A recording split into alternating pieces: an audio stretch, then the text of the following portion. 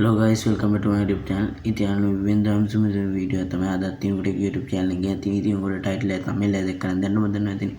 එහෙනම් අපි වැඩි කතා නැතුව වීඩියෝ එක කලින් මතක් කරනවා my YouTube channel subscribe කරලා ඊට එහා පැත්තේ එන bell icon එක all දාන්න කියලා.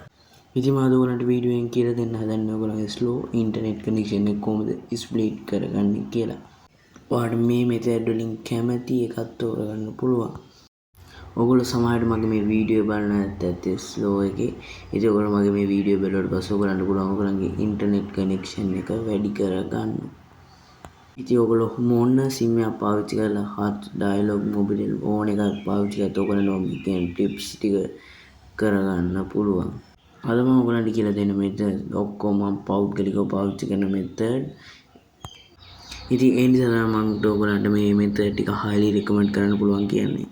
ඉතින් ඔයාලට මේ වීඩියෝ එක ඉවරදී ගොඩක් ඉන්ටර්නෙට් කනෙක්ෂන් එක වැඩි කරගන්න පුළුවන්.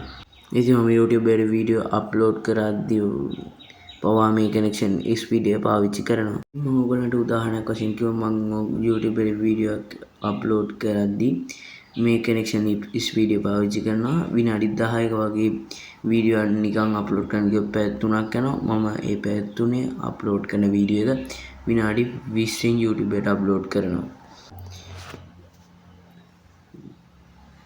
XVPN කියන එක සර්ච් කරගන්න. මම ඉන්ස්ටෝල් කරගෙන තියෙන නිසා මම මේක ඕපන් කරගන්නවා.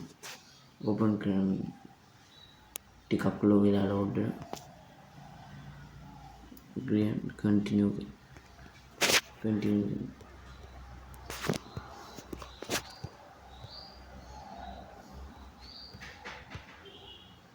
ඊට පස්සේ ඔයගොල්ලන් මෙතන වෙනදී ස්විච් එක ඔයගොල්ලෝ අන්නේ උඩ එක සැරයක් ටච් කරන්න.